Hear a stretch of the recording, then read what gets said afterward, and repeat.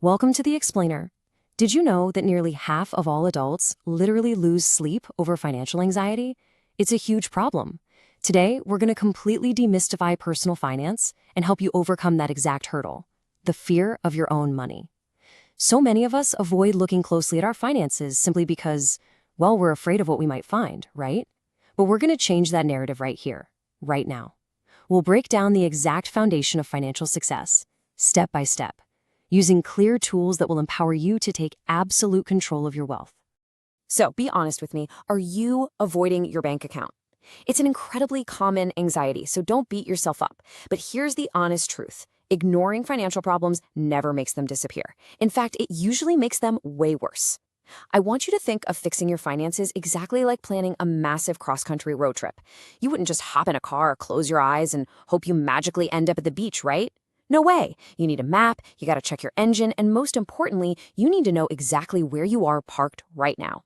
Okay, let's dive into this itinerary that will transform your financial anxiety into actionable empowerment. First, finding your starting point.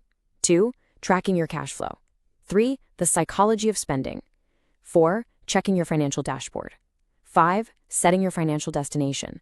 And finally, 6, building your roadmap. Let's hit the road. Section 1, finding your starting point, because just like a GPS, you absolutely cannot route a path to financial freedom without first conducting an honest personal assessment of exactly where you stand right now. So, how do we drop that pin? We find your starting point using one absolutely crucial metric, your net worth. Simply put, it's the difference between what you own and what you owe. Think of it as the ultimate baseline for your journey. Whether you're deciding to buy a car, invest in real estate, or pay down a credit card, understanding this number provides the foundation for literally every financial decision you'll make moving forward. Let's break that math down. It's super simple. Your assets are everything you own. We're talking cash, real estate, investments. Then you subtract your liabilities. That's what you owe. Stuff like credit card debt, student loans, and mortgages. For example, if you own $50,000 in assets and owe $30,000 in liabilities, boom, your net worth is $20,000. It's just simple subtraction. Now, I really want to pause here for a second because this is absolutely vital. Please do not be discouraged if you do that math and your net worth comes out negative. I mean it. Starting with debt is incredibly common. For a lot of folks, it's the standard starting line. The goal right now isn't to judge the number, okay? The goal is simply to establish a baseline so you can actually track your future progress. We just need to know where that GPS dot is. Moving on to Section 2, tracking your cash flow. Because let's face it, every single vehicle needs fuel to run, and your income is the crucial fuel powering this whole financial road trip. First things first, you need to figure out exactly how much money is entering your household. And when I say income, I mean your take-home pay after taxes. This represents what you realistically have available to cover your expenses, pad your savings, and build your investments. Now, if your income jumps around a bit, maybe you're a freelancer or you've got a side hustle going, consistency is key here. I highly advise calculating an average over the past 6 to 12 months, just so you have a truly realistic estimate to work with. And this brilliantly illustrates exactly where that fuel actually goes. By dividing your spending into 3 simple buckets, you reveal your exact mileage and burn rate. You've got fixed expenses like your rent or insurance, variable expenses like groceries and transportation, and discretionary expenses, the fun stuff, dining out or luxury items. Most of us totally underestimate our spending because those little purchases add up invisibly. Tracking this for just 1 month, it's going to completely open your eyes. Section 3, the psychology of spending. Because at the end of the day, money management is often much more about human behavior than it is about pure mathematics. I want you to really think about this question for a second. Do I spend money to relieve stress? So many financial problems stem directly from emotional spending triggers. Think about it. Do you make impulse purchases when you're exhausted after a long day? Do you swipe that credit card for things you don't really need, just for a quick hit of dopamine? We all do it. But recognizing these emotional triggers is like finally taking off a blindfold. It empowers you to make conscious decisions instead of just reacting blindly to your environment. So here is a real game changer of an exercise to combat that emotional spending. I challenge you to categorize every single purchase you make going forward into one of three buckets: need, want, or luxury. This simple little act of categorizing forces a psychological pause between the impulse and the swipe of the card, breaking that habit loop.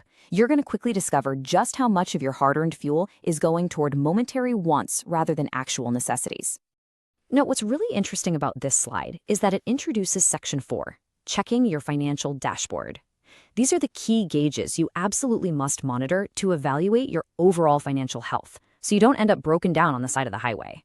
The first major gauge on your dashboard is your savings rate. Financial experts widely consider a target of 15 to 20% of your total income to be a really healthy savings rate. But hey, listen, if you're sitting at 2% right now, do not panic. The whole goal is to start slowly tuning the engine to get there over time. All right, gauge number 2 is your debt-to-income ratio.